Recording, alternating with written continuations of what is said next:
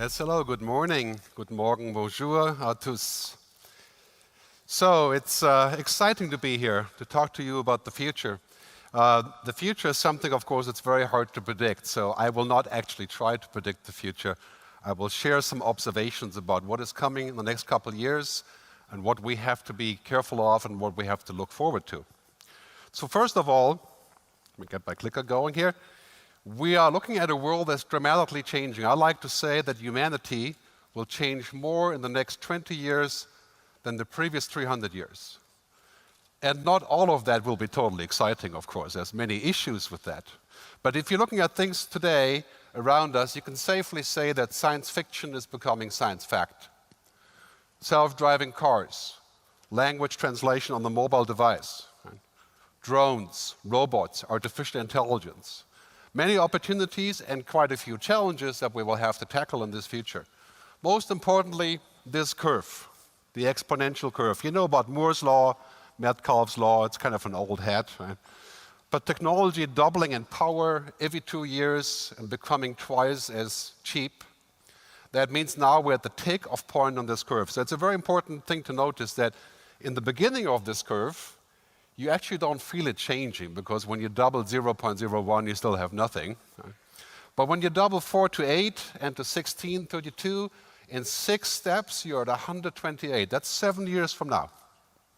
If you have kids today that are roughly the age, say 25, when they have kids, it's quite likely they will never drive a car that does not have a computer in it to drive it for them. They may never know what a CD looks like. They may not know what a book looks like, which is a scary thought because I write books, right? So it's kind of a good thing to have books. But we're looking at a world that's at the takeoff point, and this is why we can't afford to wait. I'd like to say that wait and see means waiting to die. Because technology is now so explosive, moving so quickly, that we really have to know how we approach this. Just look at the way that we're always on, connected, interconnected at high speed, how much money and time is being spent on the Internet of Things. Right? This is really impacting how we live, how we transport things.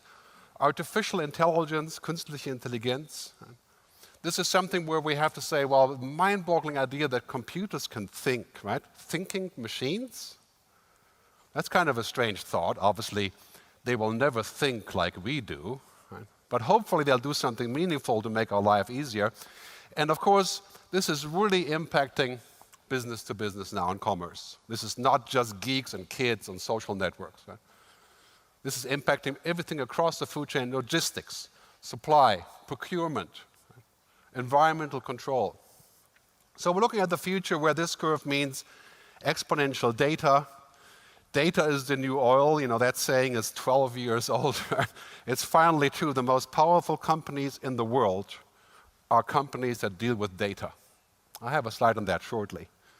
Intelligence, machines that can help us think, the sort of convergence of man and machine. There's lots of ethical issues that we'll have to tackle on this. It's by no means a finished discussion, right? And then ultimately the question is, what is the human purpose? Right? How does it serve us to be happy? Right? Technology should serve us, not us serving technology. Very important thing to remember in the future, that everything that we do has to be towards that goal, right? Providing a context for humanity. But I live in Switzerland, so I pick a cow, right? The cows are getting connected in Switzerland. And you know why? Because they want to figure out when they're eating, how much they're eating, where they're going to, and so on, making things more efficient, more transparent. And then, of course, we have this syndrome, that I would say, that basically we're never offline, right? In fact, you could simply say that offline is a new luxury. So when you go away and you're offline, you're like, oh God, you know, I can finally disconnect. It's the opposite than it used to be. Cars that speak to our garages, and of course drones bringing our pizza. On that, I wouldn't be sure, both about the pizza and about the drones, but we'll talk about that later. Everything is becoming connected and smart. These days, if you want to start a new business, all you do is you take the current business, you put smart in front of it, right? Smart farming, smart cities, smart transportation, smart media, smart entertainment, smart medicine. It's exploding. This world is run by giant supercomputers. Many companies already have machines that are 1 million times as powerful, 40 quadrillion calculations per second. The most powerful computer in the world, that's 4 times as much as the human brain. And companies who do this, you can see the chart here, they are the data companies, right? They're companies that used to be the oil companies, the most powerful companies in the world, and we fought wars for oil, of course. Right? Now it's the data companies. Look at the usual competitors. Alphabet, of course, is Google, right? So these companies are also going to innovate the space of pretty much anything, anywhere, anytime. This is why it's important to look at what they're doing. Artificial intelligence, machines that can tell us what to do next. Right? Augmented reality, virtual reality, the Internet of Things, right? The connectivity of devices. And this is what we get. Right? Becoming as God, some people would say. I'm not religious, it's kind of a strange discussion, right? But we're becoming superhuman, in a way. Right? We can use technology to do things that were impossible. We can have a team of 2 people do something that used to be 1,000 people. And then we have 500 people working on new jobs, for example, operating drones that didn't used to exist. People ask me about this all the time. Will there be new jobs? There will be new jobs, right?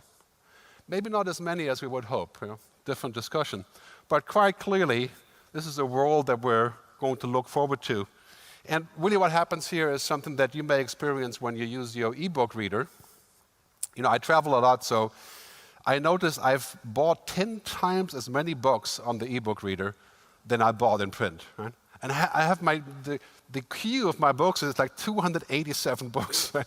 I would have never bought that many books in real life, but we're going on this transition from physical to digital, and it impacts cars and transportation and tourism and telepresence, pretty much in this order. Anything that has happened in the music business, I used to be in the music business, in the media business, and anything that happened in music, for example, or films and television, we're going to see in the other sectors. The changes will be gigantic and new opportunities, and of course, transportation, mobility, logistics is right on top of that list. Right? Who would have thought 6 years ago that every major car company in the world is working on autonomous cars, shared cars, electric cars, of course. Right? And some people are saying that this would be optimistic, of course. In 5 years, we may only fill up our electric-powered vehicle once a month. Right? Imagine the difference in behavior. Right? Mind-boggling change. Go back to the music business for a second to tell you what happened when you're not in time, right? When you're refusing to actually acknowledge what is possible. When I worked in the music business, I used to be a musician and producer. I actually sold records, the round things, plastic things, right? Now, of course, you know that the music business is all about streaming. And the record companies, in their wisdom, said they don't want people to stream because it will make less money. Right? And you see on this curve what happened here. The new music business is not Sony, Universal, Warner, right? It's Apple and Spotify and YouTube and Baidu and Facebook. Right? There is a new business, but you're not getting it. And that is something we want to avoid if you're in business, right? We want to be able to preclude the kind of thinking and not be disrupted and diminished. So in this wave of disruption, the first wave really was media, phone calls, and of course computing and data. Now on top of that wave is transportation. Down here we have the military, defense, and of course government and insurances and so on. And really, it's a mind-boggling time to witness the change of digital transformation of transport and mobility. And I think the B2B sector will be first to drive this because of efficiency, better services, better relationships with customers, new possibilities. So I really look forward to seeing that later. But I think the key to future success of this is to create powerful platforms. The most successful companies in the world today, they're all platform companies, and there's sort of a term people use in America called platform feudalism, right? Which in many ways is not all that positive, but you can say, what have they done? They've become indispensable. Right? They create new ecosystems, and you can say many things that we don't like about Facebook and so on, but powerful platforms, and I think this is the key for the future, is to invent platforms of logistics and of cities and smart transportation. I look forward to seeing that in place. One thing that's happening here quite clearly is that in this world, we're moving towards a new ecosystem, a new logic. Think about the things for a second that matter most to you. Right, today, I think this week, people are gathering in what's called Burning Man. Any of you familiar with Burning Man? Right, this big event in California in the desert. I don't know why you would go to the desert for this, but people do. And this is about the experience. People want to have experiences. And the more digital we are, the more we want the actual experience, the experience economy. This is very important to realize for business, because we're moving in the world from commodities to goods, to services and experiences, providing experiences. And that's what we have to do to be successful. I'll give you a couple examples, and I think it's quite obvious to see that providing experience is actually pretty difficult because it involves an ecosystem. Take these guys. Anybody recognize this? This is the bar on top on the 380 on Emirates. They have a bar there, and even though I don't use the bar because it's not actually good to drink much when you're flying, as I'm sure you're aware of, right? But it's a meeting point, right? It's an experience. And then, for example, Emirates makes it possible to check in 48 hours before you fly rather than 24. And we can be lucky if 24 hours would actually work at Swiss Air, for example. But I have to say, I still like flying Lufthansa and Swiss, but at the same time, the experience, right, is just different. So what would that be for transportation? For the driver, for the customers, for the city, for the citizens? That's what we have to look for. And this is where the innovation comes in, where it's all about creating an ecosystem that makes sense. Right? The key word here is liquid. You know, if you're going on a social network, whatever you're using these days, it's a liquid experience, right? It just goes boom, and you've shared something to all your friends and back, and it's instant, whatever service you're using. That's the power of WhatsApp, for example. Right? Instant, liquid, not secure, not private really, but yes, it's liquid. Right? And this is really what we want. We want liquid experience. Why would we accept a service that is not liquid, that is completely different than anything else that we're doing? That requires a different kind of technology to be used. And it's interesting to see that the companies who are doing this, as many bad things that we can say about all of these guys, right? They have an entirely different paradigm. Right? Airbnb owns no hotels or real estate. Facebook is the biggest media company, owns no media. The biggest taxi company, Uber, owns no cars. And the biggest, most valuable retailer, Alibaba, does not have any inventory. What does that mean for our future? Well, it means that we have to be ready for some serious changes, to think about how we can become ecosystems and platforms. This is one of the changes, voice control. We've talked about this, right, talking about exponential. We talked about this for the last 20 years, never really worked. But now, just right now, computers are about 98% there in understanding natural language. And that means about 34 languages, not Finnish or Swiss German, but pretty much anything else. Right? You can speak to a computer like you speak to a friend. In fact, some people think that computers become our friends. Right? I would challenge that. But anyway, we can speak to our computers. And very soon we're going to stop typing. This is only a year or two away. Imagine what that means, for example, for delivery of goods. Right? Speaking to the computer says, hey, I've got a problem, do X, Y, Z, right? Or order something, or instant updates. Right? You've seen, of course, a couple services that do this, really, but the bottom line is, what we've seen in the last few years is like 0.01 on the exponential scale, and now we're at 4. I can guarantee you that your kids in 5 to 8 years will not even know what an app is. Right? They'll just speak to whatever they have, like they speak to a person. Right? Intelligent digital assistants. And if you're looking at the growth here, this is already an understatement. Right? I mean, it's going to change the way of driving, of transportation, of cities. Right? The past is going into the rearview mirror. We're going high speed, warp drive into a future that we have a hard time imagine sometimes. One of the challenges is this one. Right? People, humans, are not exponential. We are linear. Right? We are not going to grow like a computer. We can't put more memory into the slot. We have 10 quadrillion processes per second we can do. We're not going to do 100 quadrillion. So what will we do in the future? I think many of you are asking that question. I get it all the time. What will humans do in the future if the machines do all these things?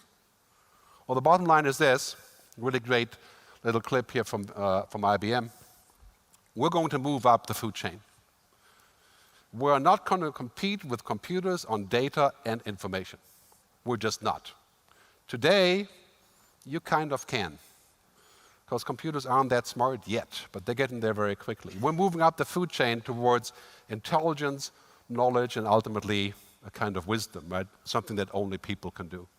When I meet you out in the hallway by accident, you know, it takes an average human 1.4 seconds to evaluate the other person. And that's without saying a single word. Computers are a long time away from that. We're going to need those skills more than ever before, and what's called emotional intelligence. Right? People don't buy stuff because of computers and fancy algorithms or whatever technology, right? They buy stuff because of relationships. Right? It's very important to keep that in mind for the future. We're going to need a really clever combination of algorithms and technology, which you're going to see today. And without that, I think the future is pretty grim as well. But then we also need this, I call this sometimes the androrhythms, right? Like the algorithms, the human things. And this is the ideal future if we can combine those two things in our products, in our services, in our brands, right? Brand and purpose. So it's quite clear the future is going to involve that we are going to increasingly work with smart machines, software, robots, drones, machines, technology. I think what it means for us is that we can give up on the routine work, on the things that we could give to machines, and focus on those things that are human only.